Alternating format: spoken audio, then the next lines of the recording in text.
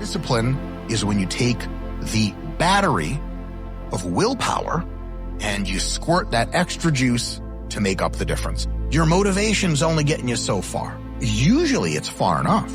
Sometimes it's not.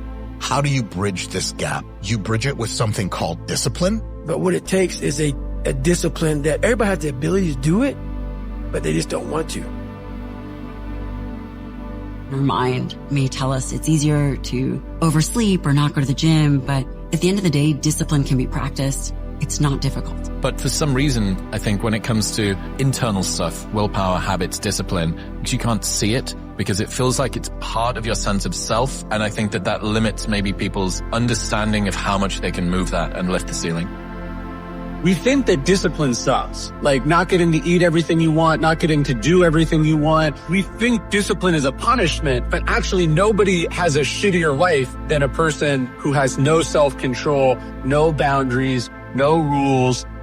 What are you going to get without discipline? Are you going to be in good physical shape without discipline? Are you going to be financially successful without discipline? No. If you want to make progress in your life, you got to have discipline. It's a discipline. It's a regimen. It was a choice I made. And the choice I made was, what are you willing to sacrifice? What are you willing to give up to find every bit of who you are as a human being? And I was willing to give everything to do that. There is a bridge from what you see in your head to what you hold in your hand. And that bridge is called discipline. We're talking about pressing and pushing towards something despite difficulty, despite delay, despite distractions, despite the doubters, despite the naysayers. This is somebody who perseveres, who has an unwavering tenacity to achieve what it is that they see in their head. We do what we hate like we love it. That's what discipline looks like. Okay, what you need to know about discipline is 3 things. If you do the 3 things from the next part of this video, you can accomplish anything you want to in life. Okay, so write this down. 3 things. The first one starts with the importance of getting enough sleep and planning your day the night before. You can't be disciplined if you're tired and if you don't have a clear plan for your day. So the first thing I need you to hear is to get enough sleep and make a plan for your day. Sleep is this tremendously important period of life because it resets our ability to be focused, alert, and emotionally stable in the wakeful period. So we can't really talk about wakefulness, focus, motivation, mood, well-being without thinking about sleep. Optimizing what we're doing during the day is going to help us to actually sleep better at night. And that's really the key. So good night of sleep starts the moment that you wake up in the morning. When you sleep better, your entire day is better. When you sleep better, your life is better. Until you are sleeping long enough and deeply enough, 80% of the nights of your life, you are functioning suboptimally. And what's the biggest risk then if we're not getting enough sleep? Deficits in learning, deficits in the immune system. We need to sleep enough. Now, what's enough sleep? Enough sleep has been argued it's 6 hours. Other people, it's 7 hours. Other people, it's 8 hours. It's basically waking up without an alarm clock and feeling rested. Okay, the second thing I need you to hear is the importance of time blocking your day and especially your morning. Don't miss this one. It's not about making long to-do lists. It's about being very intentional with your day. What does your morning routine look like at the moment?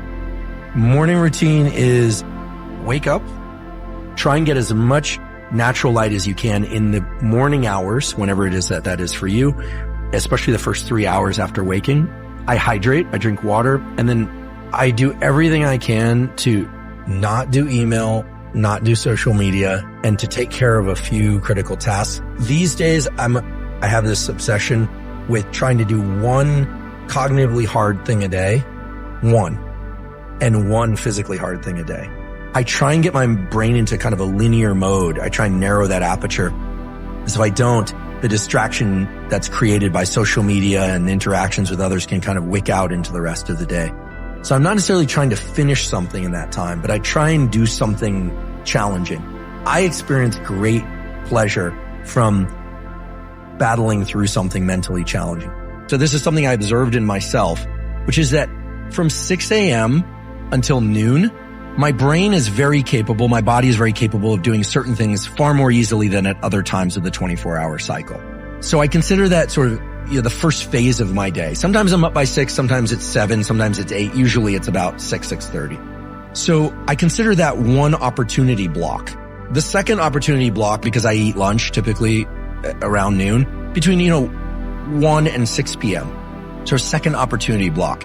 And then the third is between 6 p.m. and bedtime, which for me typically is 10:30, but sometimes late. You have to live. Come on. So what I started to realize is that I can do really focused work in 2, but not 3 of those blocks consistently. I also noticed that if I exercise early in the first block, like between 6 a.m. and before 9 a.m., I have more energy all day long. But if I exercise starting at 9 or starting at 10, so halfway through that block, the second opportunity block is diminished. I'm kind of dragging. Maybe it's related to when I eat, but that wasn't changing when I eat or what I eat. So I'm very aware of the fact that I get sort of 2 opportunities from these 3 blocks. So I do think that people could benefit tremendously, not necessarily by following the schedule that I follow, but by paying attention to their natural cognitive and physical rhythms. You don't have to wake up at 4 a.m., but you do need to block your day and understand when your most productive periods are. Okay, on to the last important piece of advice. Don't miss this one. Okay, here it is. Strive to be an emotionally mature person. And one way of doing that is by forcing yourself to do hard things. Practice discomfort every single day.